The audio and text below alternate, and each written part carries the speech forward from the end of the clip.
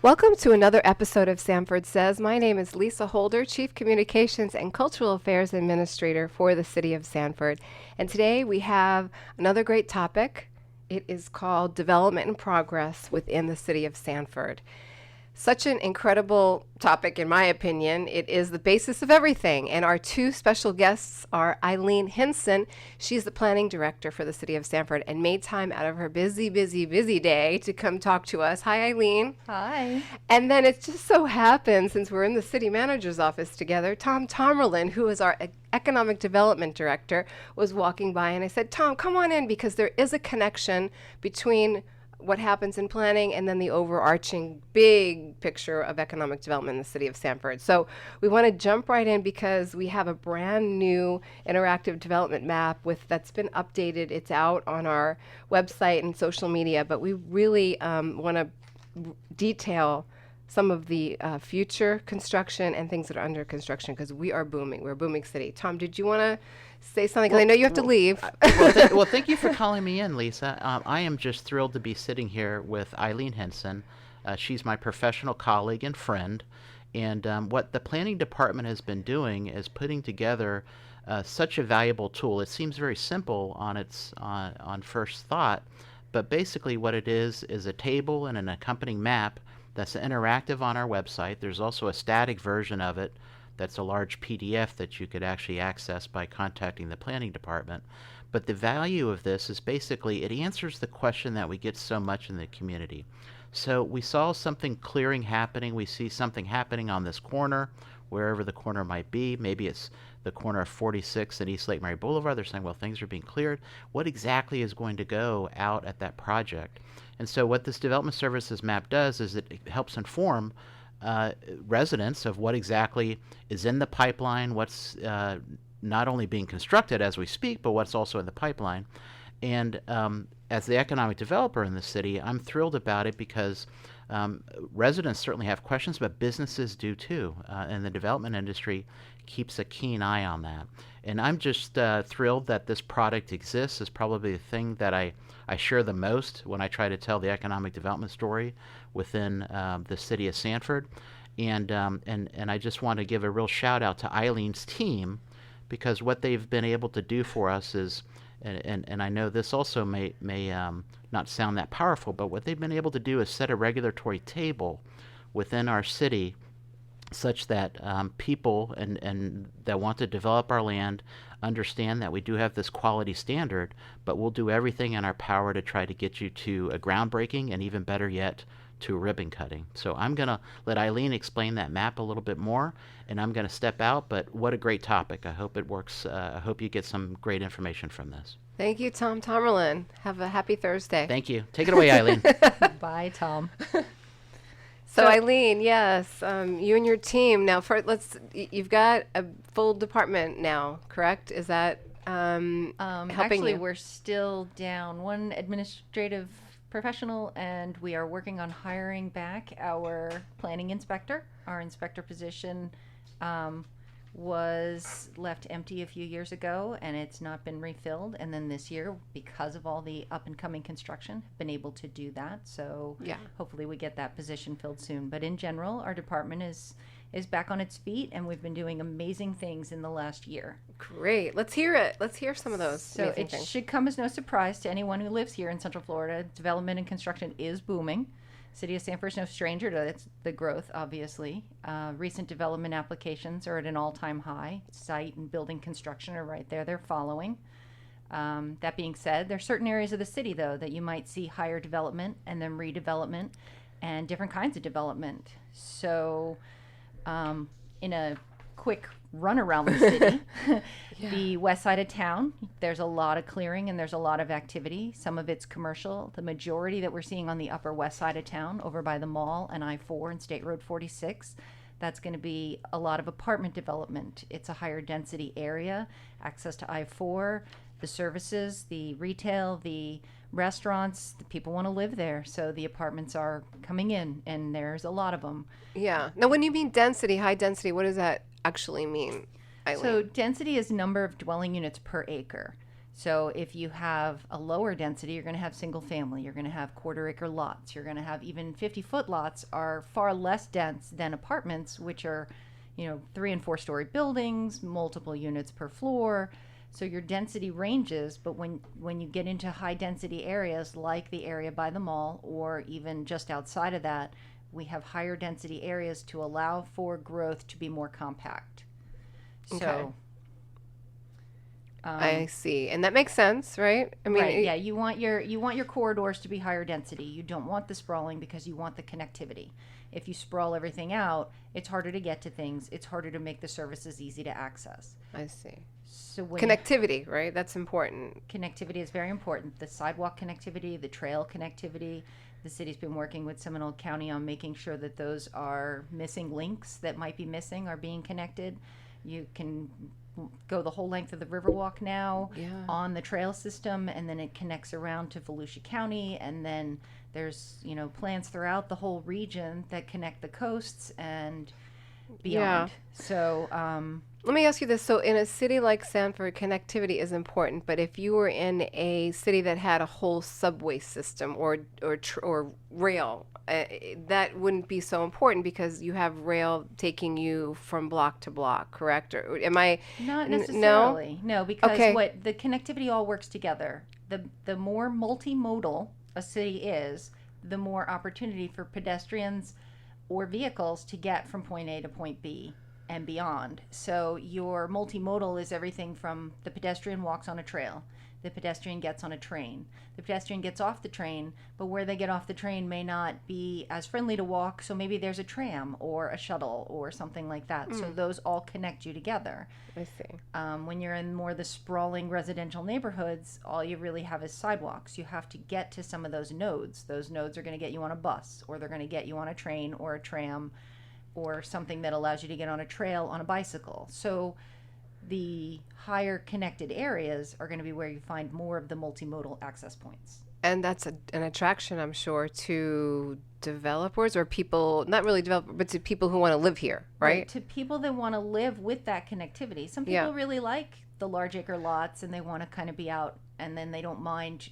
traveling a distance to get to the stores because it's more of a quiet area. Some Right. people want to live among that hubbub. People want to live where they can get to a restaurant or a retail store by foot or quickly jumping on a bicycle. They might want to be able to go out their front door of stay in an apartment, go out the front door, get on a bus, take it to whatever shopping center, do what they need, and then return to their apartment. It just depends on the lifestyle choice. But by providing for apartments and townhomes and single family on smaller lots and larger lots, we're offering this mixed opportunity for multiple types of residential to be available. Right, and that's a great attraction for City of Sanford, right? Right. A city works best when it has multiple housing options available. Wonderful. So that was the west side of town one that you were talking about, which was Right. We started out on the west side talking about apartments, kind of spread out to multimodal and higher density.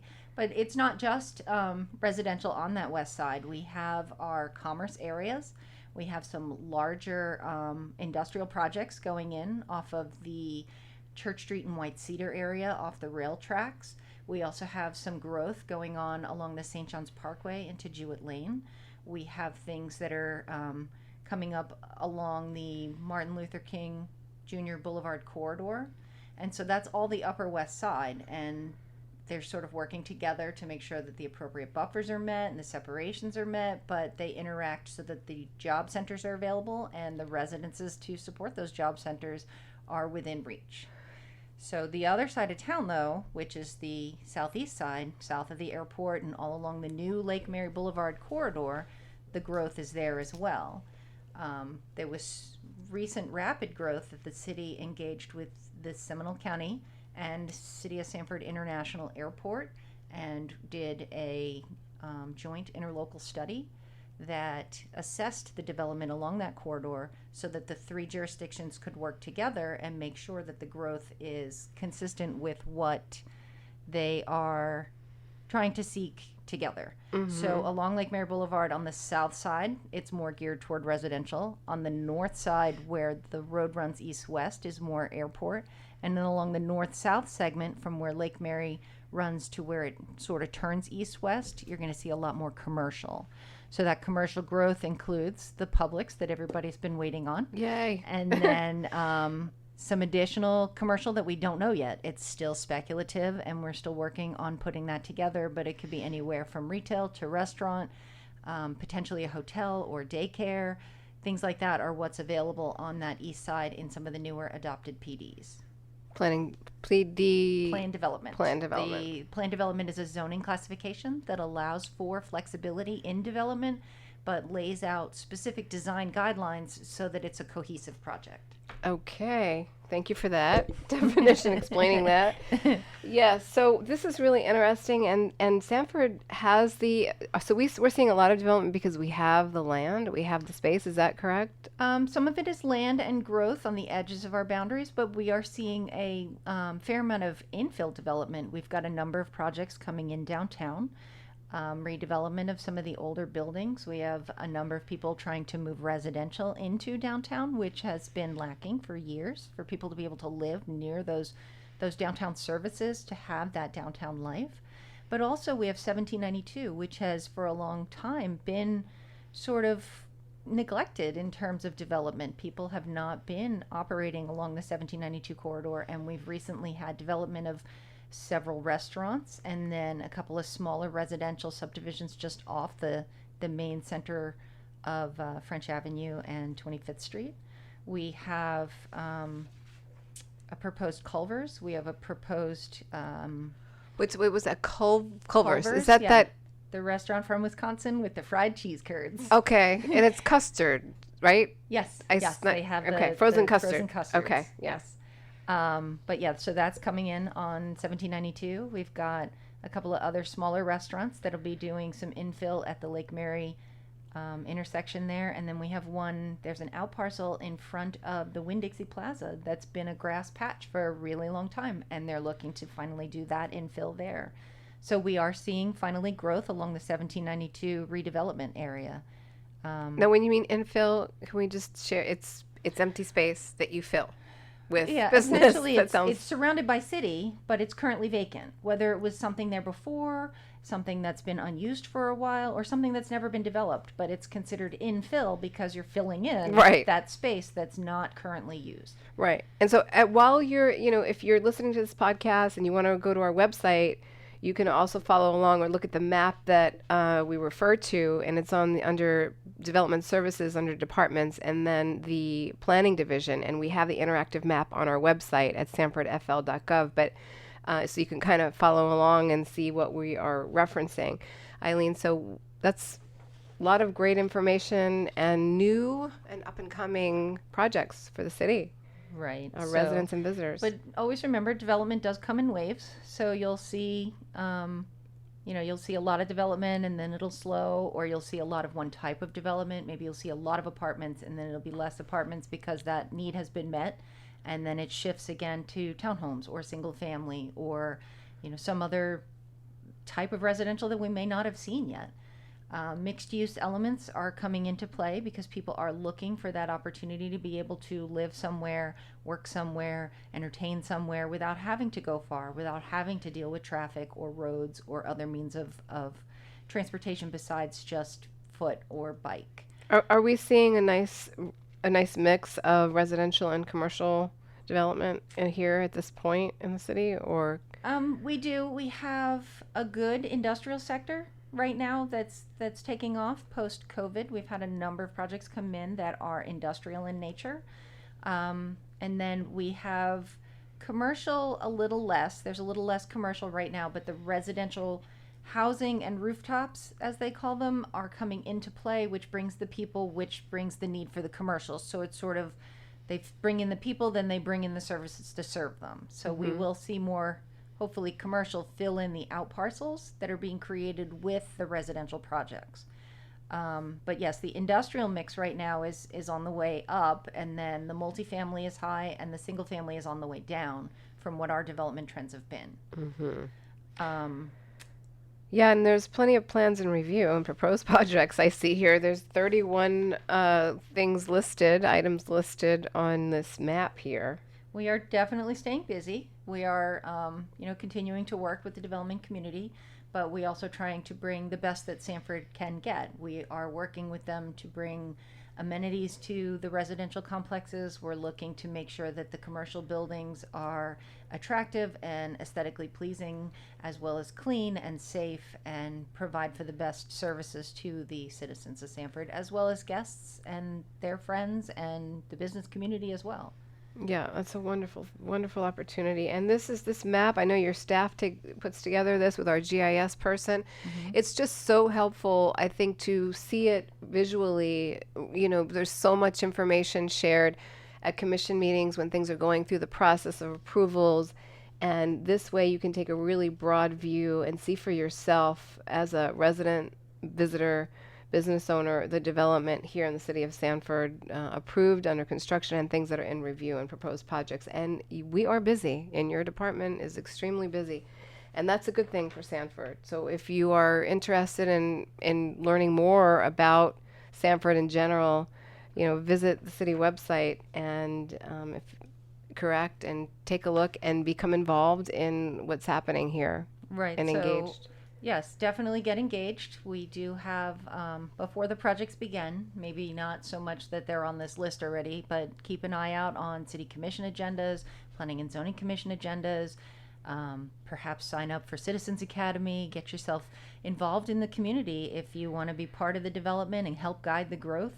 We are very much interested in working with the citizens as well as the economic community that helps the city grow. So feel free to reach out to our department in planning, Lisa Holder here, and her communications component, as well as economic development, Tom Tomerlin and Pam. They should be able to assist in all kinds of questions to answer for you. Right. And when you say, I like that, guide the growth, because this is local government, closest to the people, and that's the basis of it. So that's, any last words or anything else you'd like to say, Eileen? I really appreciate you. You're so super busy, as everyone could hear. Anything that you'd like to say to the listener about planning in general and its connection to city government? Really just stay in the know. Make sure that you're aware of what's going on, at least in your immediate surroundings, because you don't always hit all parts of town all the time. But if you do drive by and you want to know something that's going on, just reach out to the city or even check out our website. You can do it in the middle of the night when you can't sleep, and you can see what's going on. And if you have questions the next day, give us a call. There you go. What's the number to your department, Eileen, if people have any questions? The main line is 407-688-5140. All right. Thank you for that. And I can't thank you enough, Eileen. We were in a meeting together and you were sharing all this development information. I said, this would be a great topic for our podcast, and we'd love to have you back on. And I'm over the moon about the interactive development map. I'm a resident too, but it's just, it puts it in black and white right there, so you can see visually the development in the city of Sanford and what's proposed. And so I think it's a really great tool. Right. And the best thing about the interactive map is it actually has pictures, it has plans, it has photos. It gives you ideas as to what is coming, more than just names, more than just saying it's going to be a restaurant. It'll tell you what the restaurant's going to look like, or how the parking's going to be, or where the driveways are. Exactly. And those are things that people want to know. What, is that going to affect my daily trip, or is that someplace that I'll be able to get to on my way to work? I mean, we have a Starbucks coming on 1792. Is it close to where you want to go and get your morning coffee, or maybe you want that afternoon lunch at Culver's? It really depends on what you want, and you can always find out when it's coming and how it's going to impact your day. Right, because if you're driving along and you're like, wait, what's that? What's happening over there? Look at that. They're building what? Or, and you turn the other street and you're like, they cleared that. This is, I know I do that when I'm driving around the city. Mm-hmm. You will now know, and you can be the star of your neighborhood or something if trying to explain to people what's happening, or those that are riding with you. We really want you to be, we're doing these podcasts to educate you and be transparent of all of the things that the city of Sanford's doing, not just at commission meetings, public meetings, but we'd like to share this information so you understand everything that's happening in your city. This is Lisa Holder, Chief Communications and Cultural Affairs Administrator for the City of Sanford. You're listening to Sanford Says. You can subscribe to this podcast wherever you subscribe to your favorite podcast and on the city website at sanfordfl.gov. Thank you for listening. Until next time, have a great day. Bye now.